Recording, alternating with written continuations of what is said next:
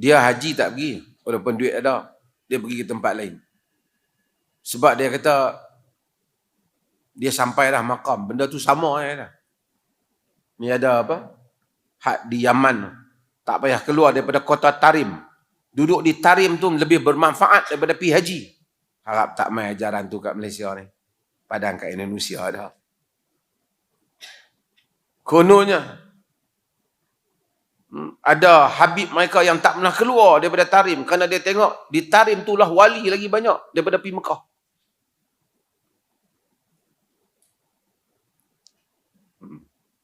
Sekarang Allah uji mereka.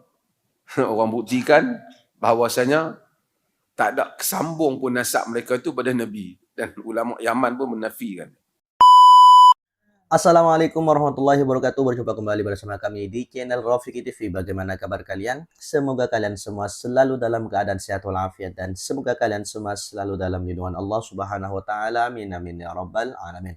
Baik, pada kesempatan kali ini saya akan memberikan sebuah tayangan yang sangat luar biasa yang mana akan disampaikan langsung oleh Datuk Dr. Maza, yang mana beliau memperingatkan kepada kita semua sebagai umat Islam agar mengikuti ajaran-ajaran yang sudah diperintahkan oleh Allah dan sunnah. Lebih mementingkan urusan yang wajib daripada yang sunnah. Dan sedikit menyinggung Dr. Maza terkait dengan perkataan lebih afdol ke Yaman daripada ke Mekah dan sebagainya. Biar tidak panjang lebar, bagaimana keseruan apa yang disampaikan oleh Datuk Dr. Maza? Mari kita mulai videonya dari sekarang. Orang banyak kejadian. Orang yang tak pernah pergi haji umpamanya. Tak pernah pergi haji. Alhamdulillah Allah bagi dia pergi haji. Macam mana haji ni? Duk tengok dalam TV. Bila dia pergi, dia tengok kejadian tu. Dia lalui. Dan dia rasai. Tak sama dia lalui dengan yang dia dengar cerita. Bolehlah kalau haji tu dia balik semula. Nak petua kepada orang lain. Bahawasanya, hampa jaga aku pergi haji dah. Kalau nak macam ni, macam ni. Kalau hampa nak pergi ni, jangan buat macam aku dulu. Nanti jadi sekian-sekian. Umpamanya. Tapi, akhirat ni tak ada boleh kita pergi. Lepas tu kita kena hitung semayang. Balik bagi tahu anak-anak kita. Hampa jangan buat macam ayah dah. Ayah hari tu sangkut dah. Tak boleh. Untuk itu, Nabi kita Muhammad sallallahu alaihi wasallam dengan wahyu dan pengkhabaran yang Allah berikan kepada baginda, dia ada khabar pada kita supaya kita tahu hal ini akan berlaku pada kita. Hal ini akan berlaku. Mudah-mudahan Allah Ta'ala selamatkan kita. Kemudian, apa fadilat lagi pada tatawu' ni? Sebelum kita nak baca hadis tentang tatawu'. Hadis. Fadilat dia ialah solat fardu, benda yang wajib. Allah paling sayang dalam solat ni, solat fardu. Kalau tanya qiyamul lail dengan solat Isya, tentu Allah lebih sayang solat Isya. Pasal yang tu wajib. Tapi solat sunat mengangkat kita. Tentu kerana kita buat lebih.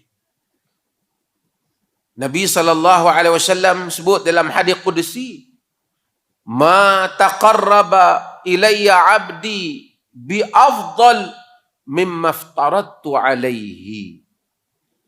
Tidak hambaku menghampiriku dengan sesuatu yang lebih afdal, lebih baik daripada apa yang aku fardukan kepadanya. Subuh lebih baik daripada qiyamul lail sepanjang malam. Kalau orang tu qiyamul lail sepanjang malam, subuh tak bangun, tak pakai. Tapi kalau dia qiyamul lail dan subuh, memang dia terbaik lah. Allah telah bagi 5 ni wajib. Macam orang kerja, kalau kita nak faham, Allah maha suci dari dibandingkan, tapi nak dekatkan untuk kita faham. Kerja hak wajib tu you kena buat lah.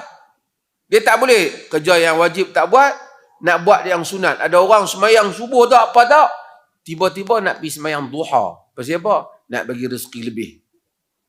Itu memang tak munasabah. Tiba-tiba semayang hajat, tak munasabah. Alhamdulillah, alhamdulillah, alhamdulillah. Akhirnya kita sudah melewati beberapa menit untuk menyaksikan, untuk mendengarkan, untuk mempelajari apa yang sudah disampaikan oleh Datuk Dr. Maza, guys. Dan saya mengharap kepada Anda semua yang baru bergabung di channel ini dan merasa channel ini bermanfaat untuk Anda, silahkan dukung dengan cara subscribe, like, komen, dan di-share agar kalian tentunya tidak ketinggalan video-video menarik lainnya dari channel ini. Dan tentunya agar orang-orang yang masih belum mengetahui channel ini, mereka mengetahuinya juga dan ikut bersama-sama mendengarkan dan ikut bersama-sama mempelajari apa-apa yang sudah disampaikan oleh Datuk Dr. Maza. Biar tidak panjang lebar, guys, mari kita kembali videonya dari sekarang. Kewajipan yang Allah bagikan itu adalah asas yang mesti kita buat. Elokkan yang itu. Allah kata tak ada yang lebih aku sayang lebih daripada yang wajib ni. Tak ada siapa boleh dekat pada Allah. Siapa pun nak dekat pada Allah macam mana pun, kalau yang wajib dia tak buat, tak jadi. Macam ada setengah orang cerita, dia haji tak pergi, walaupun duit ada, dia pergi ke tempat lain. Sebab dia kata, dia sampai dah makam, benda tu sama dah. Tak mungkin. Ni ada apa? Hak di Yaman, tak payah keluar daripada kota Tarim. Duduk di Tarim tu lebih bermanfaat daripada pergi haji. Oh, syakan. Harap tak main ajaran tu kat Malaysia ni. Padahal kat Indonesia dah. Kononnya, ada Habib mereka yang tak pernah keluar daripada Tarim. Kerana dia tengok, di Tarim tu lah wali lagi banyak daripada pergi Mekah.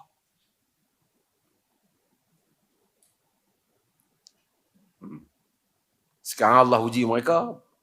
Orang buktikan bahawasanya tak ada kesambung pun nasab mereka itu pada Nabi. Dan ulama Yaman pun menafikan.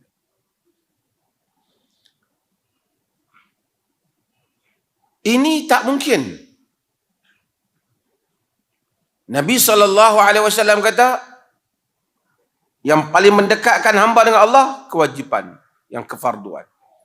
Wala yazalu abdi yataqarrabu ilayya bin nawafil hatta uhibbahu. Hadis dia kata, sentiasalah hambaku mendekatkan aku dengan amalan sunat sehingga aku sayang pada dia. Ikut wajib semua buat. Yang lebih hamba antara dibandingkan hamba yang lain, yang ni bangun qiyamul lail, yang ni solat sunat banyak, yang ni puasa sunat, yang ni tahajud, yang ni tahajud, yang ni semayang duha, yang ni jaga witirnya. Hatta uhibbahu, sehingga aku sayang kepadanya. Tuan-tuan, solat, kalau satu orang tu dia macam mana pun dia beragama, tapi bila dia masuk dalam solat, dia tak rasa dia berhubung dengan Allah. Artinya dia tidak mencapai agama. Pakai kopiah ke, serban ke, mufti ke, syekh ke, ustaz ke. Tapi bila solat, dia tak rasa dia berhubung dengan Allah.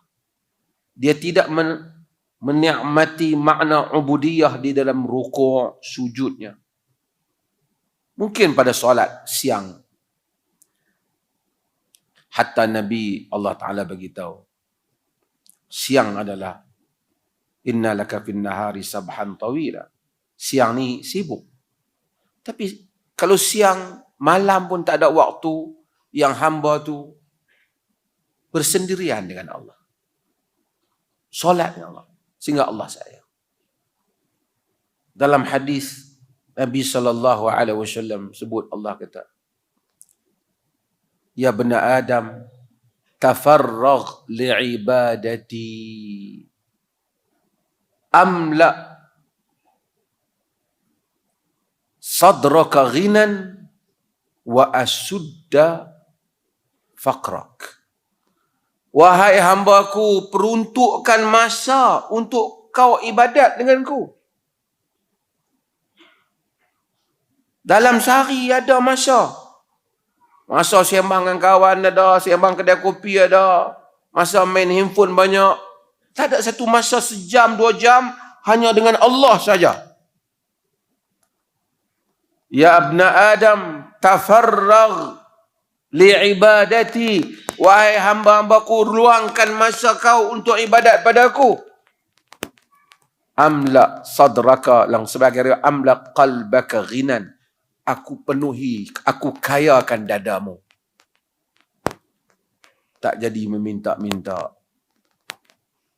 Tak jadi hina diri. Kadang-kadang orang tuan-tuan tengok beragama. Sepanjang perjuangan dia tu berminta-minta pada orang. Habis benda agama dia jual, dia boleh jual. Keluar dia dalam live je, ada benda dia nak jual. Tak apalah kalau jual barang tu, tapi semua guna sunnah tu lah, sunnah ni jual barang. Amla sadraka ghinan wa asudda faqrak, dan aku akan menutup kefakiranmu. Kau tak fakir. Lepas tu orang yang ada waktu dia bersama dengan Allah, dia tak fakir. Ada aja Allah hantar rezeki.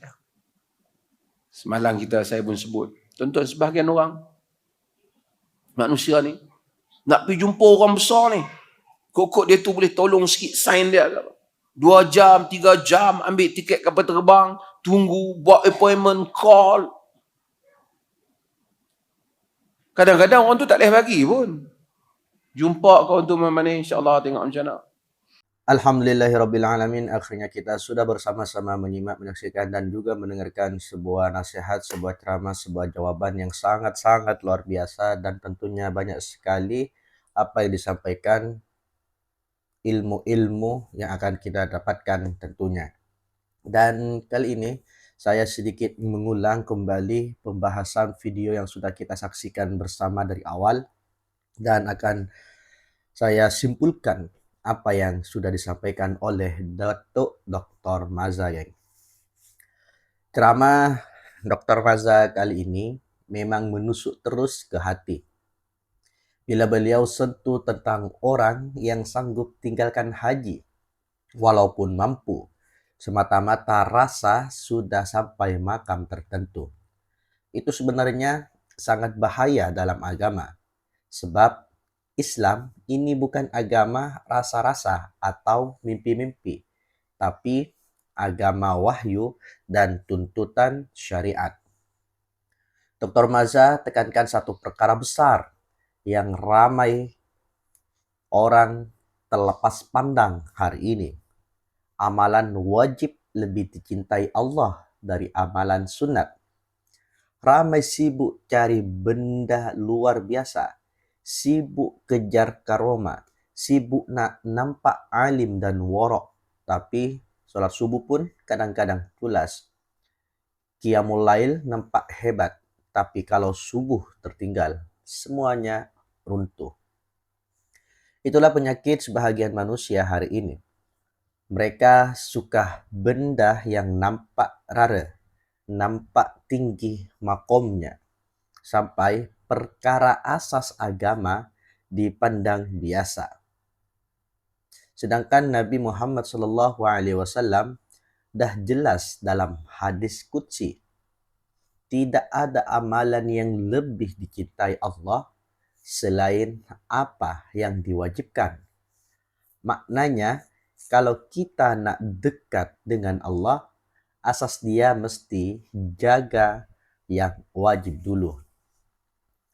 Menarik bila Dr. Maza bagi contoh orang yang terlalu maksud dengan tempat atau tokoh tertentu, sampai ada yang anggap duduk di Tarim lebih afdol daripada pergi Mekah menunaikan haji. Ini bukan soal benci Yaman atau ulama, tapi soal meletakkan sesuatu pada tempatnya. Mekah tetap tanah paling mulia. Haji tetap rukun Islam yang tak ada wali, habib atau syekh yang boleh mengatasi syariat Nabi Muhammad sallallahu alaihi wasallam. Dan bahagian paling menyentuh bila beliau cakap tentang hubungan dengan Allah dalam solat. Kadang-kadang kita solat bertahun-tahun, tapi tak pernah rasa sedang bercakap dengan Allah. Lidah baca, badan ruku, sujud, tapi hati kosong. Sedangkan tujuan solat bukan sekadar gerakan, tapi untuk menghadirkan ubudiyah, rasa hina, dan bergantung sepenuhnya kepada Allah Subhanahu wa Ta'ala. Dr. Maza juga tentu tentang manusia yang terlalu bergantung pada manusia lain. Nak jumpa orang berpengaruh, sanggup habis duit, naik kapal terbang, tunggu appointment berjam-jam. Tapi untuk bangun malam mengadu kepada Allah berat sangat. Padahal Allah tak perlukan appointment, tak perlu tiket, tak perlu tunggu pintu dibuka. Bangun saja malam, ambil wudhu, sujud, dan minta terus kepada pemilik langit dan bumi. Itu yang ramai lupa. Kadang-kadang kita pikir rezeki datang daripada kabel manusia, padahal hati manusia semua dalam genggaman Allah. Kalau Allah tak izinkan, manusia tak mampu bantu apa-apa. Sebab itu orang yang rapat dengan Allah, sebenarnya jiwa dia kaya. Dia mungkin tak banyak harta, tapi hati dia tenang. Ceramah ini juga seolah-olah tamparan lembut untuk kita semua. Jangan terlalu sibuk dengan simbol agama sampai lupa inti agama. Kopiah, serban, gelar ustadz atau habib bukan ukuran utama. Yang penting hubungan kita dengan Allah, solat kita, keikhlasan kita, dan sejauh mana kita taat pada syariat Nabi Muhammad SAW. Kesimpulannya, agama bukan tentang mencari makom yang pelik-pelik, tapi tentang tunduk dan patuh kepada Allah dengan cara yang Nabi ajarkan. Mulakan dengan menjaga solat wajib, kemudian hidupkan amalan sunat. Bila hubungan dengan Allah kuat, insya Allah hidup pun lebih tenang dan terarah. Kalau Anda rasa perkongsian ini bermanfaat, jangan lupa like, share, dan subscribe supaya lebih ramai dapat ambil pengajaran daripada ceramah yang penuh peringatan ini. Tinggalkan juga komen pada pendapat Anda kenapa ramai hari ini lebih suka kejar perkara luar biasa berbanding memperbaiki amalan wajib. Mungkin cukup sekian, sedikit pengulangan apa yang disampaikan dan sedikit kesimpulan apa yang sudah disampaikan. Mohon maaf apabila banyak sekali kekurangan dan kekhilafan. Dan akhirnya wassalamualaikum warahmatullahi wabarakatuh.